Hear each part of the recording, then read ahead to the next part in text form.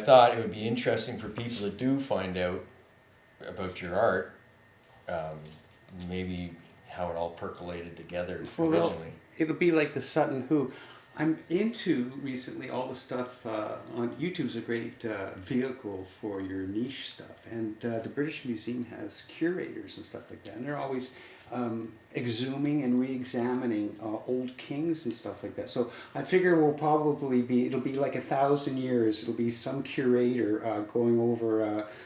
Sort of the remnants of our guitars and trying to decide what the hell we were about. It's funny. I think every musician, every athlete, you think about how you might be remembered or what kind of mark you might leave, and people like yourself who produce great bodies of work, but it's very sketchy the reporting on it, but I think it's important that we do give some type of reference to the body of work you put out. Well, it's interesting that we're talking about it now. So the last couple of years, I've sort of the Beatles have always been like a big thing with me, and they're an important part of sort of my musical journey and stuff like that. And I think when I was really young, I listened to a ton of Beatles for many, many, many years, and I stopped listening to them. I sort of ended up doing my own stuff, and I sort of have not been listening to any Beatles for like 30 years. I sort of feel it just became part of my DNA, listening to the Beatles so much. It was part of me. I didn't need to listen to them anymore. But the last few years, I've been sort of rediscovering the Beatles, just listening again. Of course, they've been doing some remixes, like the White Album that I gave you and stuff like that. And it's interesting to listen to them again. But there's two albums that are specific to the Beatles that I remember growing up and were special albums for me. Was the Red and Blue albums, and that's really what got me started with the Beatles. And I spent the last year sort of listening to them in my car, the Red and Blue albums. I'm still shocked by the amount of work that the Beatles did and how good they were. Even to listen to them today, I'm stunned by when you think that they recorded from 63, 64, and they stopped late 69. The body of work that those lads did in the studio is still unbelievable, and how the songs sort of developed and the maturing of their songwriting and stuff like that. I'm still knocked out to this day. I Am the Walrus was something I've been playing the last few weeks in my car again and again and again. I just cannot get over how good of a song that is and how cool. And they're in their early 20s. I was thinking about the songs I was doing in my 20s. To hear a song like I Am the Walrus still stuns me today. And to play it again and again, and it still stuns me every time I play it, is incredible to me, because music still, to my core, affects me so deeply. And so the Red and Blue albums were important to me because they were really the stepping stone for me for doing pop music in general, recording. I think I went through three versions of the Red album. I had to keep buying because I kept like wearing them out on the turntables. And the Blue, I think all through my teens I listened to those albums most of all the Beatle albums and stuff like that. I thought they were actual released albums. I didn't know they were compilations of. Yeah, well, so that was 72. So I too was very much affected by those albums. So we are of the same age. So I grew up in the 60s. So I grew up in Mooney's Bay. And Mooney's Bay is in Ottawa, for those of you watching. Mooney's Bay is in Shanghai. Ottawa. And in my household, there was music that was being played all the time. My mom was one of those that had the radio on 24 hours a day. And there were only 2 radio stations back then, at least in Ottawa, and they were like top 30 radio stations. So I had this constant music, top 30s, all the 60s, all the Beatles stuff. I was just growing up, so I don't think I was really cognizant when it was all being played, but it was always on. It was always music being played in the car. we had a finished basement downstairs, and my dad had a stereo system, and so he would play. So he would play. He was a businessman, so my parents had a lot of parties downstairs. So they played a lot of dance music at the time. There was a lot of bossa nova stuff. So that bossa nova was really big in the '60s. That Stan Getz album that came out, and there was lots of Frank Sinatra. So it'd be Frank Sinatra from the '50s when he was with Capitol. There's one album in particular that my parents played all the time when I was growing up. So Frank Sinatra singing Cole Porter, with Nelson Riddle doing the orchestration. He was a big... My dad liked the James Last album. Yeah, okay, so my dad had those type of albums. He had a lot of Percy Faith. He had Arthur Fiedler and the Boston Pops. Yeah. So I actually saw Arthur Fiedler in Boston. Yeah. So these albums basically were albums that they would do. They would do soundtracks of movies, big movies from the '60s. There were a lot of big orchestral movie stuff of the '60s. So my dad was constantly playing that stuff all the time downstairs, and I could hear it through the floorboards all the time. Mm-hmm. So whether it was upstairs or downstairs, I was constantly bombarded by, when I think about it, just great music. It was a great subliminal way to sort of be indoctrinated by all this sort of stuff. Mm-hmm. Your own personal melting pot of music. Yeah, I mean, I couldn't say it back then, but I mean, obviously, when I get older, I can look back on it now and sort of say, well, where does all this crazy stuff come from and stuff like that. So there was that sort of stuff in my household. There was just a lot of stuff. I had a lot of friends that used to live across the street and stuff like that, and one of my friends, he had an older brother who was about 3 years older. So this older brother would always he started buying albums and stuff like that. So I remember I remember the spot that I was about 13, that I was over at my friend's house, and I guess his brother had just bought the Blue album. And I remember him playing the first side of the Blue. At this point, you're not playing No, guitars. I'm not playing guitars. I'm not playing anything on my dad's stereo system downstairs. I'm not doing anything. I'm just sort of... And no one else in your family is a musician? No, nobody's a musician at all. So there was one day, and I remember it, and it was this moment. It was like getting hit on the head with an anvil. And I was 13, and I remember, well, my mom still lives in the same house I grew up with, and I can show you the spot outside I was standing. But one morning I went over to my friend's house, and his brother was playing the first side of the Beatles' Blue album. And I'd obviously heard those songs before through having it on the radio and stuff like that. And I remember walking outside and standing in the corner of my mom's lawn, and I was gobsmacked. It was like a light went on. Do you remember which song in particular? I don't remember which song. I know it was the first side of the Blue album, so it would be a lot of Sgt. Pepper, with little help from my friends, Hello, Goodbye, Penny Lane. Yeah. So I remember, I still remember to this day, something clicked in me, and I had to get those albums, and I had to listen to this stuff. So I'd be about 13, so because they were released in '73. So my dad at the time was always into, he had to have the biggest things in the neighborhood. He had to have the biggest car. We had the first color television in the '60s.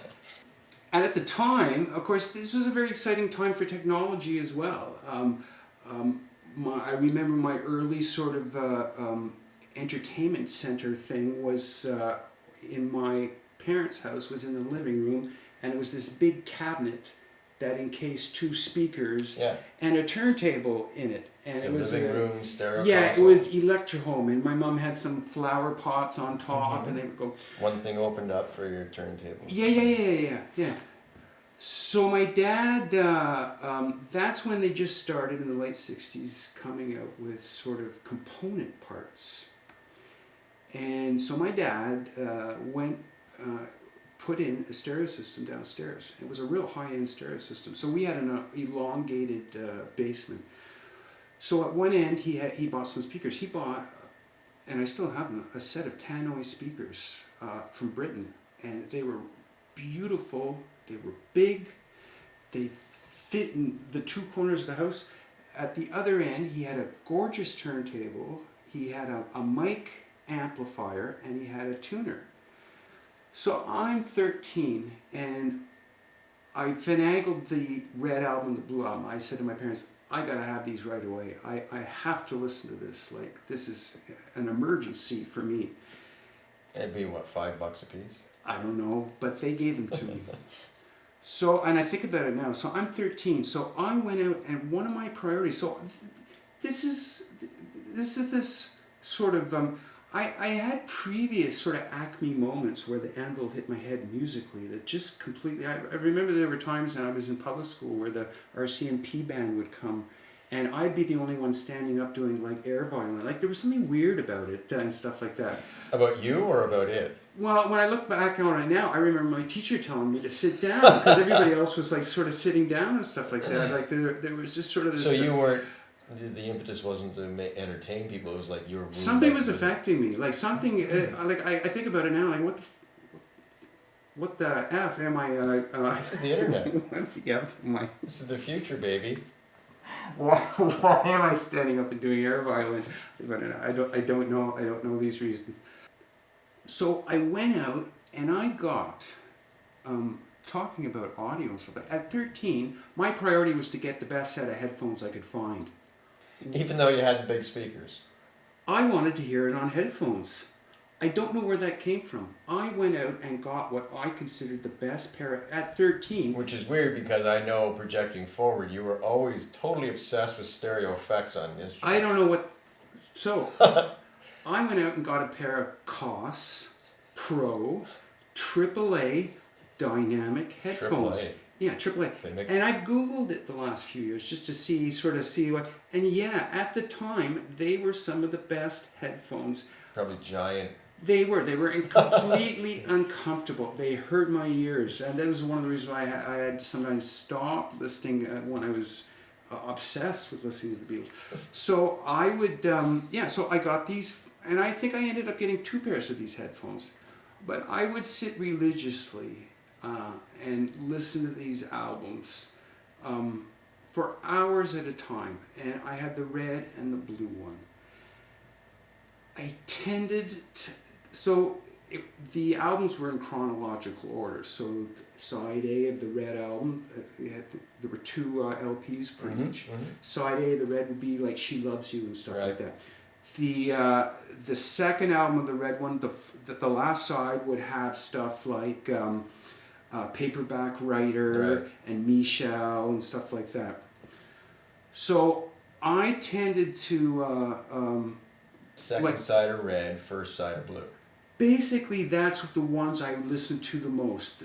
When the Beatles got about 65, 66, so that would be Rubber Soul, that would be Revolver, that would be Sgt. Pepper. Some of the White Album, a lot of Magical Mystery Tour, but that was where I just could not get enough of listening to them.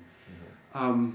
And it was everything about them that just excited me always. And I spent years listening to it. I never got tired of listening to it. And sort of the interesting thing back then is you didn't have much information about these. You couldn't Google or internet or go. Mm-hmm. All I had was the lyrics that were like right in front of me. A few pictures on the album cover. The pictures on the album cover at the time. And sort of the long-haired picture of them looking down. You're hungry for that. And you could infer so much meaning into those pictures. That's all you had to go on. Right. So I would just get so... I think I had started to pick up you'd have to go to a bookstore and pick up a book to sort of get some sort of... you wanted more context, in-depth, right? Yeah, but there was... Were you interested in recording it this time, or just strictly listening to it and changing your mind? I didn't think about recording or anything like that. There was something just about the music. I never thought about playing an instrument at that. So I was about 13 or 14. But I was really sucked in by everything about them. So when I think about the things that really interested me, and I can look back on it now, these sounds of the Beatles and the changes just within the Red and Blue, you know, like the last Red album and the start of the Blue album, the changes that went on between that, just the fact that they had 2-track, and by Sgt. Pepper they were going 4-track, and you can hear the split in your headphones, was always exciting for me. I always enjoyed movie soundtracks. I was always big on 2001: Space Odyssey with the Blue Danube and stuff like that. And I really enjoyed, and I was really taken by the fact that with George Martin's orchestrations coming in off the Beatles, it was always exciting for me to listen to. The other thing that really got over me, and I think I've told you this before, but the Beatles were just really good singers, and for me they are some of the best singers. The sound of the Beatles will always be, to me, is John and Paul singing together and harmonizing together. Why do you know, I was thinking about this the other day, and so like they sang in America, they were British guys that sang in American accents, but they would drop, you could hear John sort of drop the sort of British stuff every now and again. But I find it so interesting how influenced I was, not only by the Beatles when I was growing up, but it seemed to be everything British. This island of 50, 60 million people. The movies, so I grew up with Mary Poppins, there was always the James Bond movies, the whole British invasion, all coming from one island, where there's the Stones, the Who, the Beatles, Hendrix. Well, so my mom's parents came from Scotland, so it was always referred to as the old country, so I guess there was sort of a romanticism to it, but the Beatles were like the most popular band. They had something else. There was something British about them. I know that they were just beyond popular in America, and I don't know whether it was of the time or whether, I mean, even the second wave of the British wave with the punk rock and stuff like that, it was mostly all from Britain and stuff like that. I don't know whether there's something subliminal from our Anglo-Saxon roots. But now I'm going to move back into your thing. So at what point did you go, I think I want to play some. I think I want to take up an instrument. Where did that come from? So while I was listening to that, I entered high school. And we had a music room in our high school that had all the instruments of the orchestra. There was a big orchestra. There was a big music program at Brookfield. One of the programs, and you could get a credit for, was guitar. They taught guitar, and you could get a credit there. So grade 9, I signed up for guitar, and I had previously been to Sweden on a scout thing the year before, and my billet had a piano, and I remember spent a lot of time starting to play, just playing notes and just listening to I would play a note and just listen to it ring, and listen to it ring off the walls and stuff like that. I was enamored by just notes and putting them together and stuff like that. I would do that a lot when I was in Sweden. So having guitar, and so my parents bought me a guitar, and Electric or acoustic? It was a classical guitar, because we were going to learn Segovia. We were going to learn how to play. That was part of the guitar course. It was a classical. And you've seen that through to the finish now, the Segovia style, classical.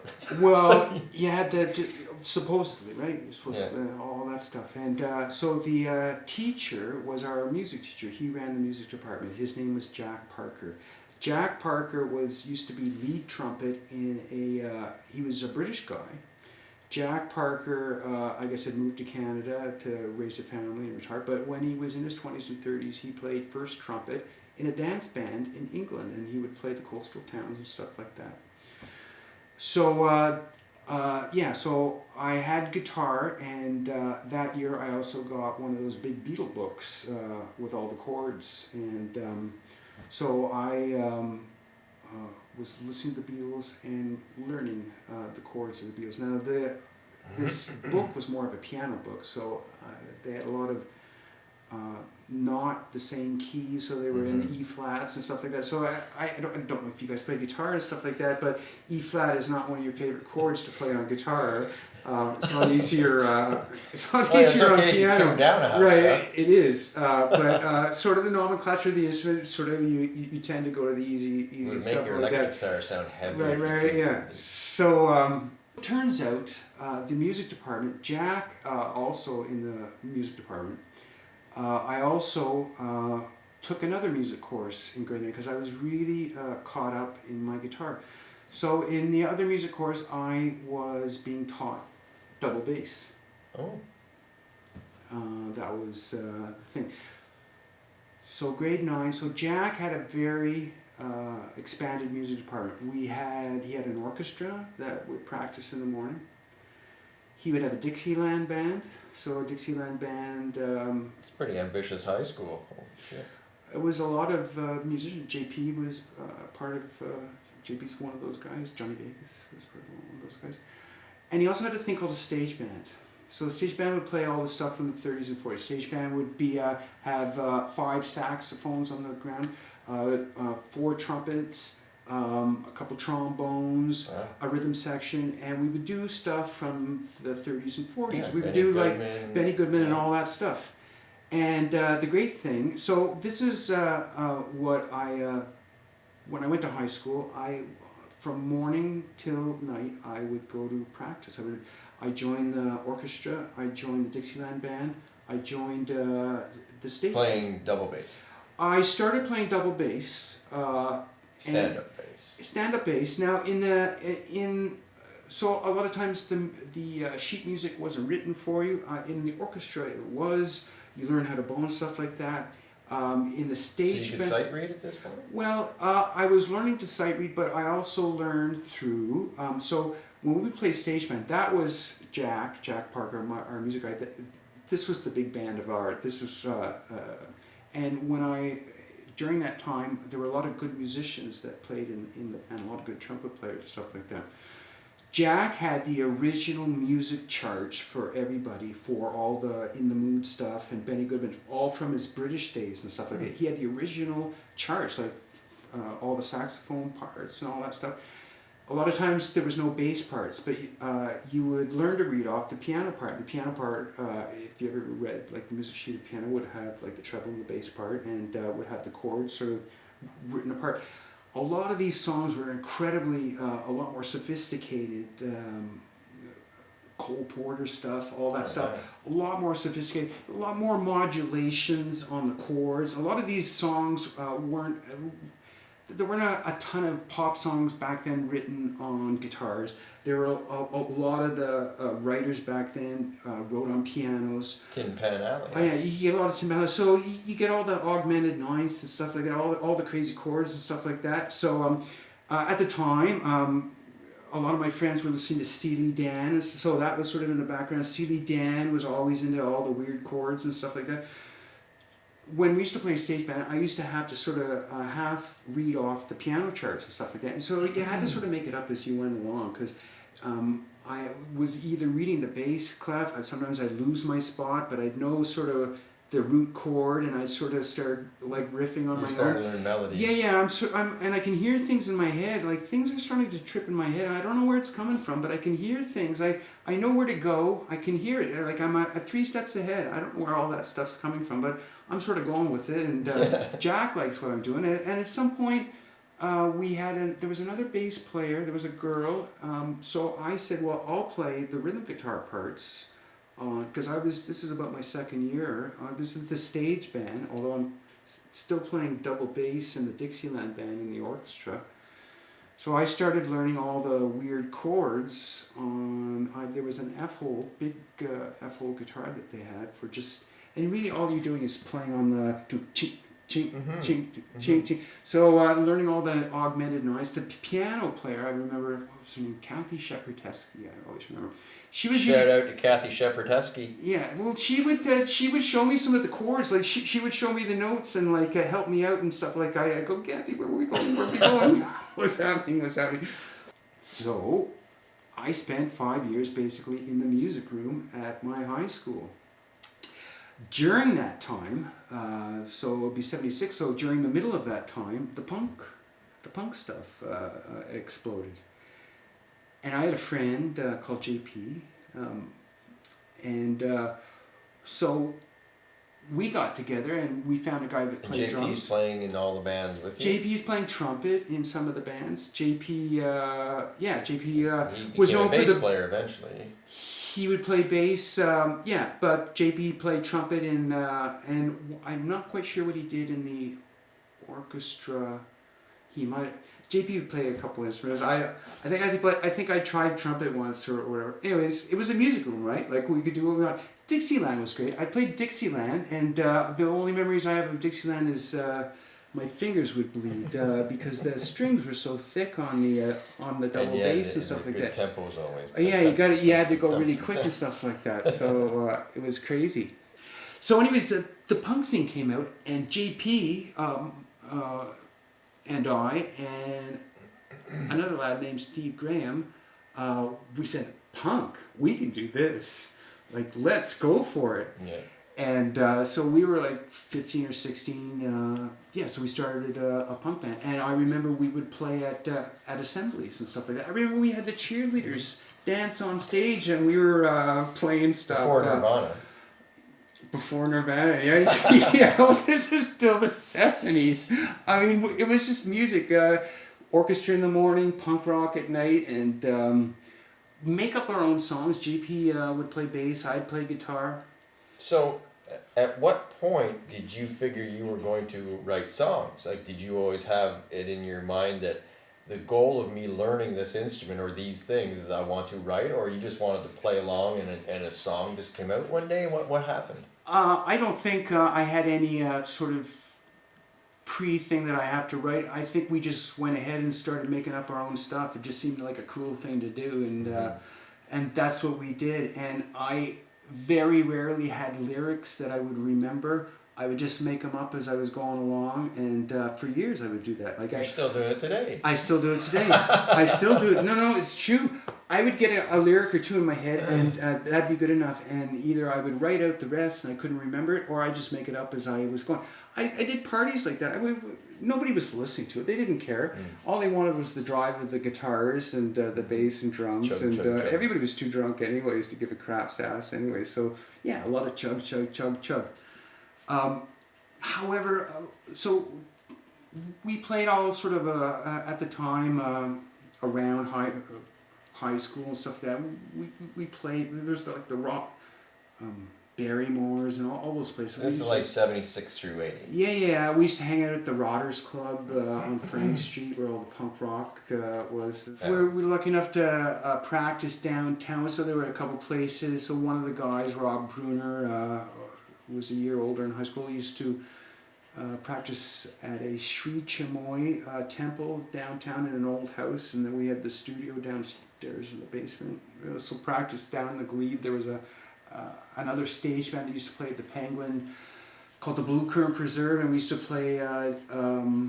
We used to practice. We practiced all the time when we had a chance. So this is a combination of originals and cover songs at this point? Well, we would do JP stuff. So JP's the songwriter, the main songwriter? No, we did a couple of JP's and just a lot of my gobbledygook songs. So jams that really didn't have any I had a few structure. chords and I said, let's go, and we would remember them. We had names for the songs and stuff like that, but generally I didn't, as I said, I was pretty lazy about writing lyrics and stuff like that.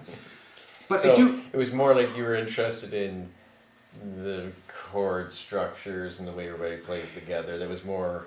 I do have a very visceral memory of playing a three-piece band and always thinking that these were the backing tracks to other stuff that was going on in my head. That was a very visceral feeling I always had in my head. Yeah, I'm just, for people who are watching along here, if you've experienced some of the songs, and we're going to play songs as we go along this little journey. I'm going to play a bunch of songs and ask your things, but if you've been listening to some of the songs, you're probably wondering, like, I'm sure a lot of people wonder, these are bizarre songs. Like, we always have said these are Byronic songs. So you have some context to what we're speaking of right now when I'm asking him, like, where did these original punk rock three-piece songs, did you already have the ideas at that point of these more elaborate crazy things, or you were just kind of going wherever the stream happened to flow? So I think back then I had no cognitive reality in my head what was actually going on. I can say to you now that there is something in me that just drives this music. I've always had this thing in me that I can go lie in bed at night and make up a song in my head before I fall asleep. I've always had that ability. I've always had music in my head. I've always had this little nuclear piece of material that hasn't stopped, that just seems to burn brighter every day. I don't know where it comes from. I'm just glad I have it. It just makes me want to do stuff every day. And so back then I don't think I recognized it. I know there was something stirring along in my head. I think it was always so like my dad broke up. My dad was a skirt chaser, so I was very close to my dad my first 10 years, and then he just sort of left. And I think maybe in my head it was So just... your dad left when you were 10? Yeah, 10 or 11. So I think it was a grand betrayal in my own life, because I was very close to him in my first 10 years. My dad was a narcissist. So I obviously was his first son, so I was my dad and I did everything my first 10 years, but he was a skirt chaser, so he left. So I think, looking on it now, I certainly wasn't aware of it, but I think if he left, he certainly left something in my head. There was something emotional that it's a safe place for me just to go into my head and not have anybody sort of affect my happiness and stuff like that. That's always sort of been a true to me. And so when I was just sort of get back about doing all this music, I wasn't cognizant of this flame in me at all. I just know that I just felt very hungry musically. I wasn't satiated in doing what I was doing. I was sort of making up tunes, and I could hear things in my head, and I was discovering how music is written, because when you're in an orchestra, you see how a song that you've heard before, a famous song, how it's put together with the parts and stuff like that. Same with the stage band, how 3 saxophones are sort of put together to create a chord, and the dynamics, and so you see how a cake is put together. You can sort of get a sense of what it's all about. And so I think there was a drift to me, but when we talk about anvils, the next anvil came and hit me. And so I worked at a grocery store, and I always remember I was 17, and one of the big things I always did was I read the Rolling Stone magazine and the Musician magazine. I always got it again, there's no internet, so these are probably the 2 little periodicals that I could get on a weekly basis to see what was going on in music, some interviews. Musician magazine was good because you could see sort of what was out there for... It wasn't quite circus. Musician was a little more... Yeah. You could see like the new instruments that came out and stuff like that. So it was a Thursday night. I was 17. One of the periodicals came out. I opened up the book, and they just came out with 4-track cassette. It was either Tascam or Fostex.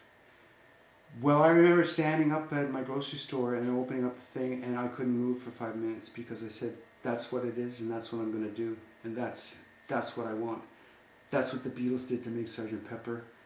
I can fucking do that. I know what. That's exactly what I want to do. Wow.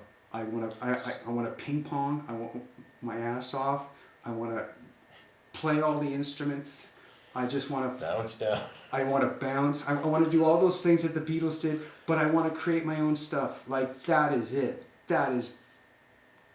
And, yeah. It was the alchemy of it that you seemed to be excited about. I can do it myself. I don't need other people. As much as I love having other people play with me and stuff like that, I don't have...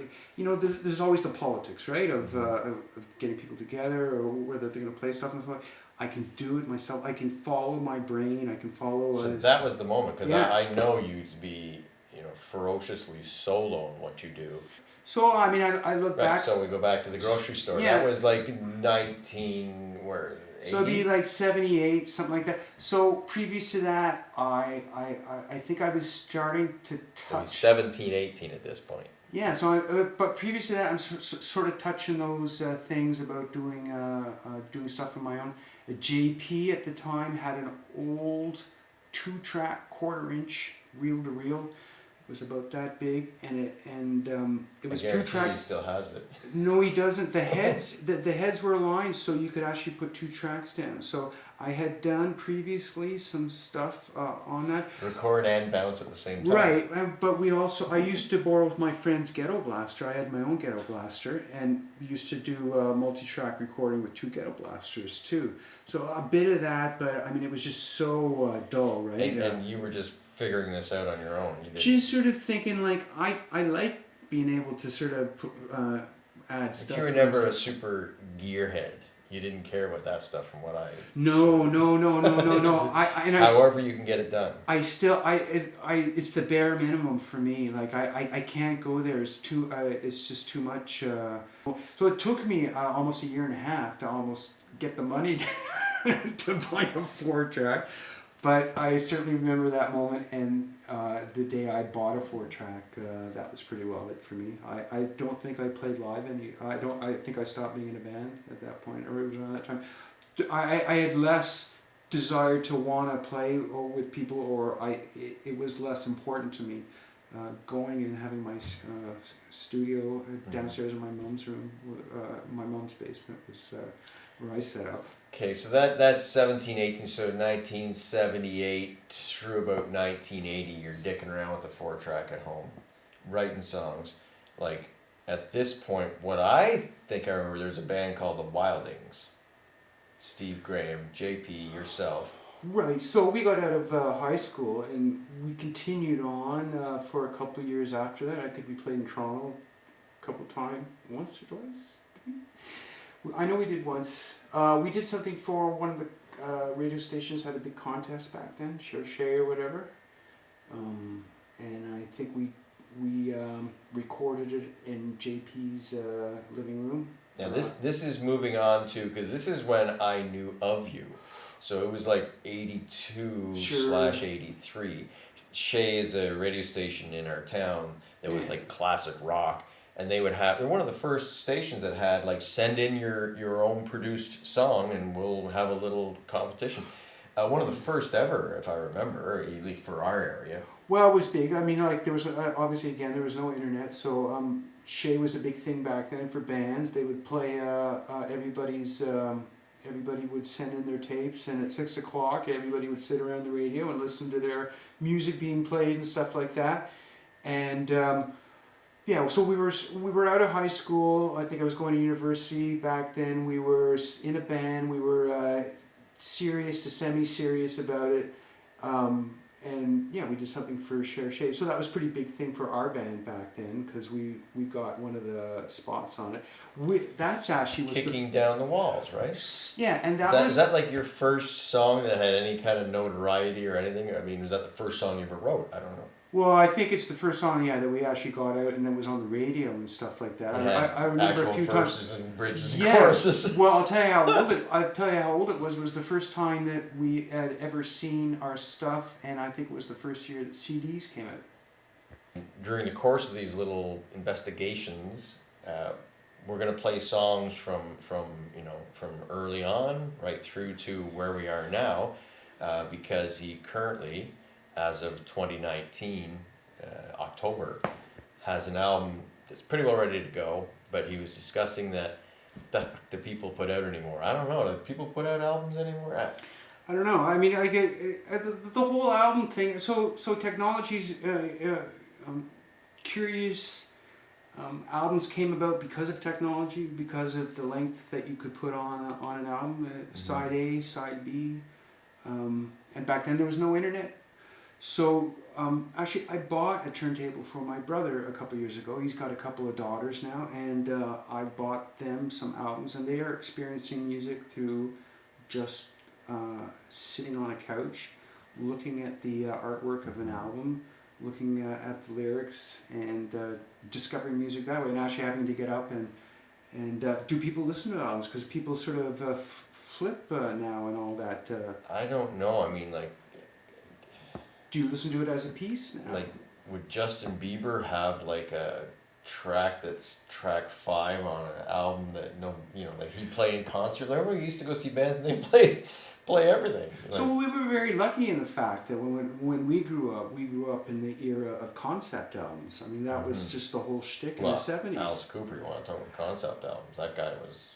Who didn't do concept albums that were important to you? I mean, they were all Genesis, Supertramp, Pink Floyd, everything I was. listened to Todd Rundgren's Sing Ring and the Glass Guitar. Talk about a concept. It was like all the nymphs stealing a glass guitar, and the whole thing was a big story. And you listened to every part of it. Yeah, it's wonderful that that the artist gets to sort of limit you with. It sort of makes you listen to stuff. The fact that there's no videos to this stuff, the fact that you're just sort of left with the colors of the album art to sort of influence you on how you perceive this, because you're really communicating. Ultimately, you're using sound and you're using these sort of clues that they give you, whether it be the lyrics on the album cover or the specific artwork. So your favorite album, so that Alice Cooper album, I'm sure you can tell me what the artwork is on it. What is the artwork on that album that's It's the specific desk. to you? And you could actually lift up the front of the desk. And my album that I bought, it was 1972 or something, was the slipcover was girls' panties. Right. Cool. Can you imagine doing that now? Like, I mean, the cost. I mean, I don't know how many they released like that, but all of his albums were very theatrical. It's funny because at the time, even now, I'm not a big fan of musicals, stage plays and all, but that's really what his stuff was, but just set in a really heavy environment. Yeah, and it's a wonderful way to experience the artist, because you have a finite album. So these albums, the great thing about albums are, so you can get maybe 45 minutes out of both sides, like 20 minutes a side and stuff now with what they do now, because right. The deeper the grooves, the heavier the. Right. So, and then the artist gives you colors from the album to sort of pick up, and then you go see the artist. And I'm sure Alice Cooper was just the best to see, because he was very theatrical. Right? I was telling Spencer, I said, unlike you guys, back in the day, I remember like you'd come across a little picture of him in a magazine somewhere because he was doing something, and you'd be looking at that picture for like a half hour going, I'm trying to make up as much information as I can because it's all I got. So the Beatles did a lot of videos back then, and they were usually on the Ed Sullivan Show. But by the time I clued into the Beatles, Ed Sullivan was gone, and there was sort of no resource. So they would have, at university and stuff like that, they would have art films of the Beatles. So somebody would do a compilation. I once spent $20 to go see Mike McCartney, Paul's brother, do some sort of speaking thing at Carleton University. So this was I'd pay $20 for this that. was the only way that you can sort of get close. And I understand what you mean by just sort of looking at these. You would drive to the other. So there was a movie house at the other end of the city, Beechwood, and you'd go see. So they would play art house movies. Yeah, they'd play all the art house, and you could smoke there too. So they would do Magical Mystery Tour at midnight and stuff like that. And I remember going there, and the place smelled like a pot barn. And we'd watch Magical Mystery Tour at and we'd end up falling asleep because it would be so late and stuff. Kind of a great innocent time that can never be repeated. Yeah, and I wonder how that affects your view as an artist. Today, I mean, you can just, it's artist porn, basically. You can overindulge in anything because it's available to you 24 hours a day. I really wonder how that sort of affects how you communicate with somebody. Well, I don't think I think it's been said before. You don't get as deep into things. Even I'm guilty of it because I watch YouTube videos like popcorn. I just let them roll, on an interest topic.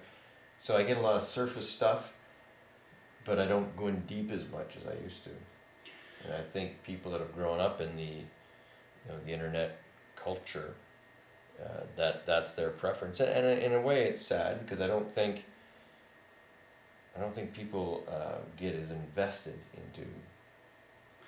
Maybe that's wrong. So, like, as somebody who's sort of grown up with like a lot of great songwriters and stuff like that, or being influenced by like a lot of great songwriters. When I first started trying to write songs and stuff like that, I used to write songs sort of in the Steely Dan, Cole Porter mode. I was always using crazy chords and You're trying to be them in a sense, trying to emulate. Be sophisticated in my use of and how songs used to be and stuff like that. But certainly, as you sort of look from a distance and you look in popular culture, at least as far as Western culture is concerned, and pop music, and I know it's become sort of cannibalized and stuff like that, and videos have sort of dumbed down sort of music, at least pop music and stuff like that.